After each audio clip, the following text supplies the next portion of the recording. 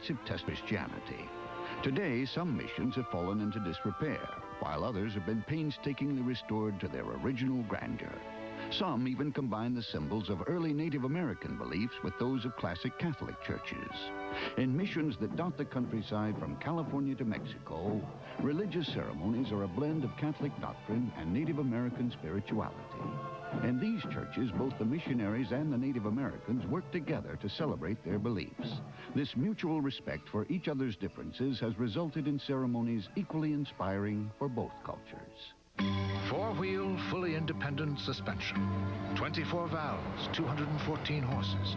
Speed proportional steering. Four-wheel ABS and computerized traction control. And cab-forward design for greater stability. At last, an American luxury car that can make these feel like invitations instead of warnings. Presenting the Chrysler LHS, an eloquent expression of form following function. They were average men leading average lives. Until one day, what caused them to snap? What caused these brutal and senseless acts of violence?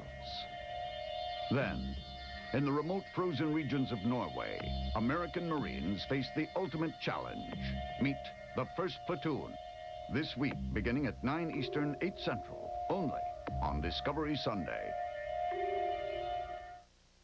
Thursday on the Discovery Channel. Snow, wind, and rain. The forces of nature at our command. Or maybe not. But how do they do it? Go into the eye of the storm and explore the world of movie magic. Thursday at 9 Eastern, 8 Central, only on the Discovery Channel. Cue the rain. Tuesday nights, an hour of ideas whose time had come, and ones that will shape our future. I know you're gonna dig this. Discover the gimmicks, gadgets, and gizmos of yesterday, and marvel at the ultra-sophisticated high-tech tools of tomorrow. It's alive! Don't miss Invention and Next Step. Tuesdays, beginning at 9 Eastern, 8 Central, only on the Discovery Channel.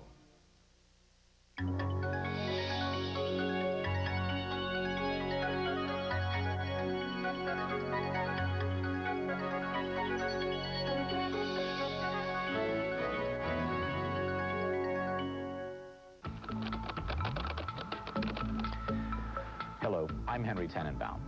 On this edition of Beyond 2000, we're going to look into the future. Confront our worst fears and conquer them with new technology to fight phobias. Also, imagination brings us an exciting new sport. A kite that will launch us into the years beyond 2000.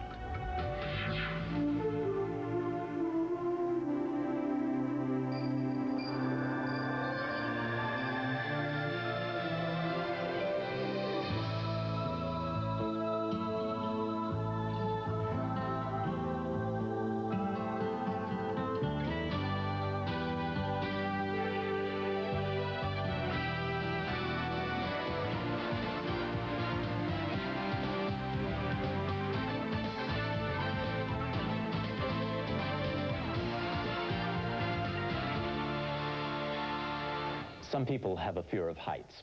Some people have a fear of flying. And some people have a fear of spiders. My friend here is a huntsman spider.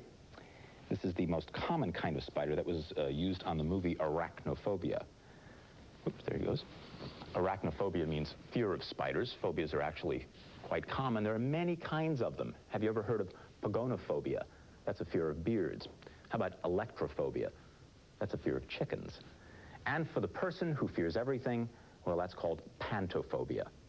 Now, they may sound strange, but for the people who suffer from them, phobias can be debilitating and even humiliating. And later in the show, whoa, bye. Later in the show, Dr. John will show us a new technique that uses computers to help people overcome paralyzing terror. And how about a fear of sunburn? I guess you'd call that pelophobia. Tracy will be examining a synthetic hormone that could bring us an end to the danger of sunburn. But first, here's Simon, who was ordered to go fly a kite.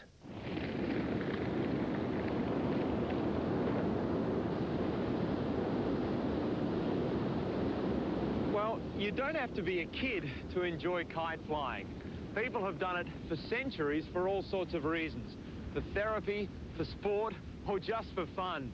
But in what you're about to see, it's a little bit of role reversal, where the kite actually flies you.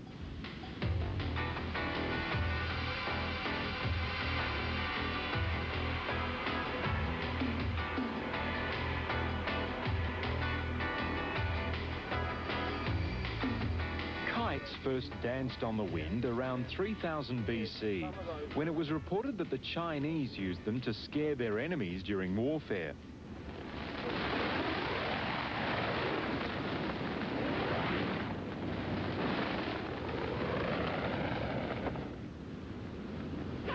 While this new application, called skiting, doesn't send enemies running, it is nevertheless frightening enough. It was frightening the first time, and then I went back and did it 4 or 5 times because it was an amazing feeling. What Kieran does, or attempts to do, is use the power of the wind to launch himself into the air and hopefully stay aloft for as long as possible.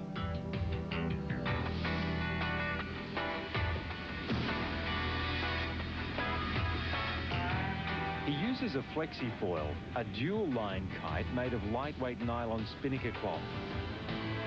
They develop enormous pull depending on the wind strength and number of kites stacked together. The kites can reach speeds of 180 kilometers an hour. In the true sense of the word, it's really not a kite, but a soft wing. The difference being with this wing, that at the rear end, it slopes upward rather than down. Even if you know why, you can't help but be amazed at the sight of more than 370 tons taking off, and it's all due to the shape of the wing. Because air has a longer distance to travel over the curved upper surface, it creates an area of low pressure that in effect sucks the wing upwards. On the flexifoil, the subtle change of the shape has a dramatic effect. The wing has been inverted, and so has the lifting force. Because it's anchored by the lines, the flexifoil flaps downward against the wind. The secret is to maintain balance between the downward force and the pressure of the wind on the surface area of the kite. That balance gives the flexifoil its patented shape and enables it to fly efficiently and with an abundance of power. Stacks of 10 or more can lift a car off the ground. With so much power, the conditions have to be just right. Kieran takes off or adds foils to lessen or increase the power in accordance with the wind speed, and has taken giant 70-metre leaps at heights of up to 15 metres.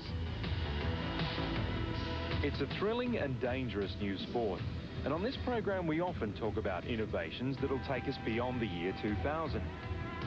Maybe by then we'll see the International Skiting Championships. That's if this new breed of thrill seekers live that long.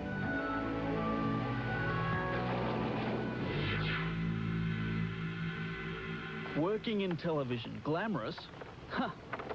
See the world, they said. Exotic locations, they said. Here I was wading through waste, definitely down in the dumps, but I was there for a good reason. In a world where it's suddenly chic to shop in shades of green, I was standing, well, almost standing, in what is probably the biggest shoe store on the planet. I'm shod in a proprietary product which is slowly gaining a toehold in the image-driven world of footwear. They call them the Deja shoes, and believe it or not, they're made entirely out of garbage. There's no lurid fluoro colours sparking along the sides. There's no pump action or energy return system to speak of. In fact, none of the hype associated with the shoe giants. Just a walking shoe.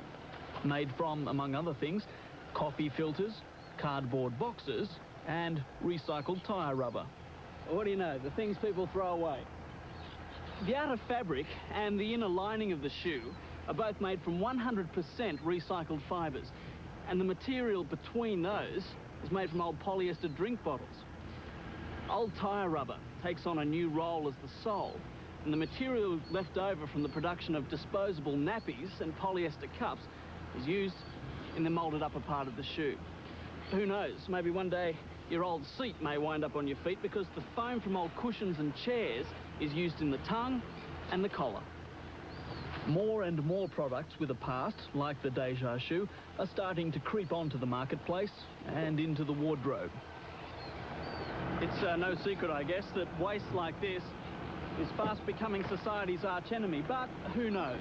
If the Deja shoe catches on and sales take off, then it may end up becoming our arch support.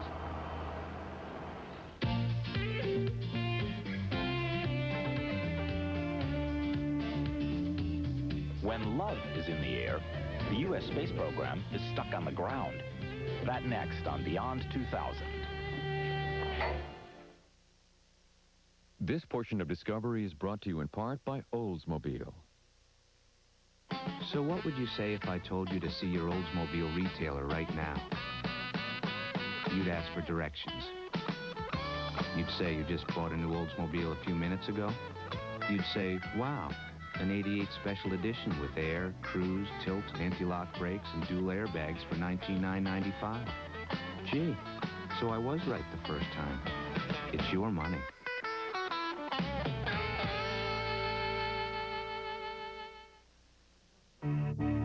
Your back works hard all day. You need Sealy Posturepedic support all night. Sealy's Sense and Respond support system has patented coils. Unlike other premium coils, Sealy's gives easily at first for comfort. Then, as weight increases, it responds with increasing support, correct support. And only Sealy Posturepedic has this steel span foundation with steel beams, not wood. Posturepedic support, only from Sealy. What's IBM doing for customers these days? Ask Tower Records. The music in our stores has to match our customers' tastes. IBM checkout systems help make that possible. Ask Hertz. To be number one, you have to know what customers want. An IBM system tracks that for us nationwide. Ask Domino's Pizza. Our IBM system doesn't make your pizza, but it makes sure we always have the toppings you want on it. You want happier customers? Talk to us. There's never been a better time to do business with IBM.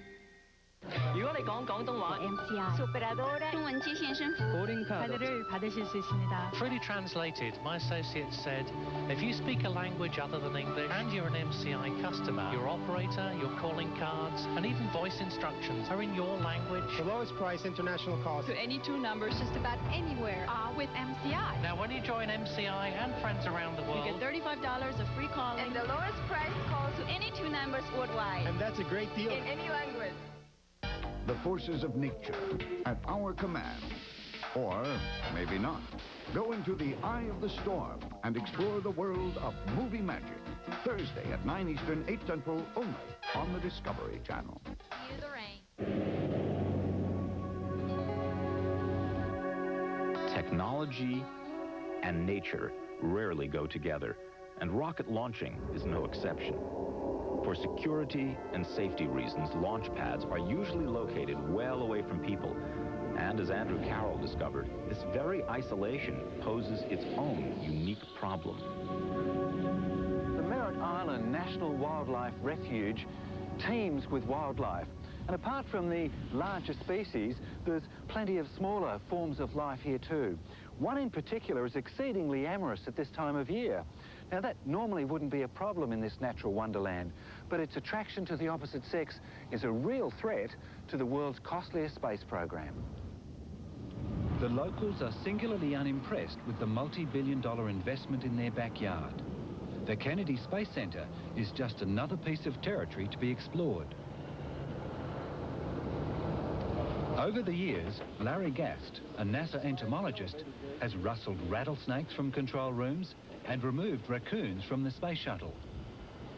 But the antics of these intruders pale next to lovesick paper wasps. 5 foot level now. This is the major area where we have problems. When autumn falls, the thoughts of a wasp will turn to love. If all these wasps want to have an orgy at my pad, they're going to just come out here and do it. Right here's where we have a lot of them. There's one. Right here, he's coming around the side. That's a male. They prefer to date and mate in tall trees, on hillsides, notably missing around coastal Florida. In this part of the world, the top of the launch pad is the hottest meeting spot in town. They kind of get excited. Overexcited wasps can turn nasty when passions run high, and 100 meters above the ground is not the best place for a worker to be attacked. Definite fear that they're going to be stung by the wasp or chased over the side. And even though they're very docile right now, they still can cause a lot of fear in the people, and that's the biggest reason that they want us to get rid of them up at this height. But NASA's concern is not just for safety of their Earth-bound employees. There's a real fear the wasps could be deadly in space. This is one of the most critical sections of the launch pad. It's where they load the cargo onto the shuttle. This payload section moves around to encase the shuttle body, and these membranes here seal it off from the outside world. A positive pressure environment is created to keep out any dust or dirt. Now, if a wasp was to get in here, it could in fact become part of the payload. It could hitch a free ride into space. The only problem is zero gravity, and any tiny fragment could cause havoc. Liftoff is a quick and drastic way to control any wasps outside the shuttle. But inside the spacecraft, the intruder could well become a floating catastrophe. Tiny fragments of wing or antennae could find their way into delicate equipment and wiring and cause irreparable damage. Between launches, insecticides can only be used sparingly. We just have a few in here. You guys go ahead and catch the entryways outside, and I'll take care of these. Chemicals have no place in a wildlife refuge, and the sprays can affect delicate equipment, especially satellites which are very sensitive to hydrocarbons. But Larry believes the answer to the insects' control lies in their unique language of love. Did you guys find many outside? When male wasps rub their heads and tails on protuberances, they release sex attractants or pheromones into the air to entice their virgin brides. Females swarm to the bachelor pad from miles around. Once boy meets girl, their relationship is consummated in mid-air. Convinced they can catch the wasps at their own game, the US Department of Agriculture has taken on the task of identifying exactly what turns the insects on. Both the males and the females produce sex attractants from glands on their head and tail, but it's the male pheromones which are of most interest. The glands are dissolved in a solvent to create a perfumed cocktail. Groups of wasps are observed to see if any particular scent elicits a response. The most exciting cocktail is then analysed to try and pin down the key ingredients that make up the pheromone. Having isolated the pheromone from the male, they have to find out if it is the love potion to turn the female on. Now, she's sensitive to the minutest amount. There's about 1/1,000,000th of a gram of pheromone on this filter paper, but to a female who's interested in reproduction, it could be the ultimate aphrodisiac. A steady flow of air in the wind tunnel wafts the smell of love to the female. If it appeals to her, like a bee to honey, she'll fly towards the enticing scent. Once the key component of the pheromone is identified, it will be synthesized and used to lace traps that masquerade as tempting wasp nesting sites, phony maternity wards the mothers and fathers-to-be will check into, but never leave. A little prematurely. When an effective trap is finally developed, NASA won't be the only beneficiary. Lovelorn wasps tend to upset visitors at nearby Disney World when they swarm around the tallest rides. And as for the wasps, well, while it's said love will conquer all, they just may have to settle for romance at less lofty heights. When we return, a not-so-pedestrian crossing.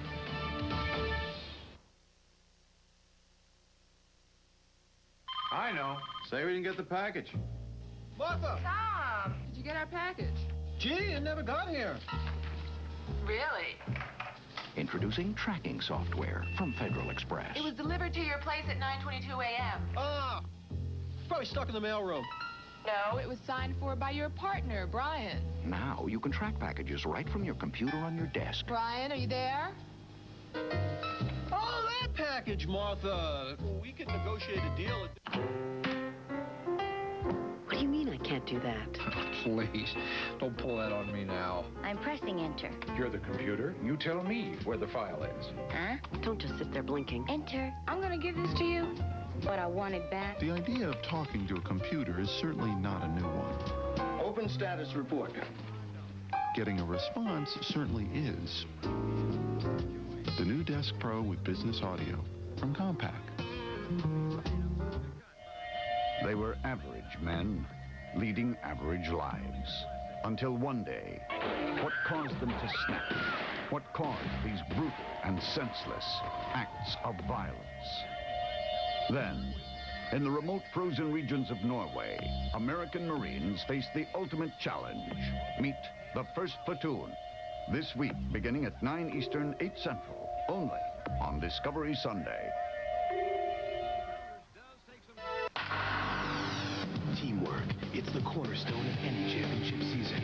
It makes good teams great. It's what makes great teams dynasties. And it's beautiful to watch. MCS Fast Responsive Service and Canon Technology are a team you can count on. Nobody knows office technology as well as Canon. Nobody knows Canon as well as MCS. They work together like this. MCS Canon. One is a great reason to buy the other. They're big, they're strong, they're awesome. They're the New York Knicks. Don't miss your chance to experience the excitement and fast-paced action as NBA basketball comes to the Nassau Coliseum Friday, October 22nd at 8 p.m. This JCPenney Starter Classic pits the Knicks against the Philadelphia 76ers with rookie Sean Bradley. Tickets for the October 22nd preseason game are on sale at the Nassau Coliseum box office and for Ticketmaster. To charge by phone, 516-888-9000 or 212-307-7171. New York Knicks at the Nassau Coliseum. Don't miss it. Don't you hate this? There's no one here at the pedestrian crossing, but I still have to sit here and wait for the lights to change. Oh, right, so just when they're about to go green, someone decides to walk across. Come on, hurry up. Oh, don't you hate that? Now the light's flashing, so I don't know whether to cross or not. I'll have to dash across at 100 kilometres an hour, or that lunatic will run me over.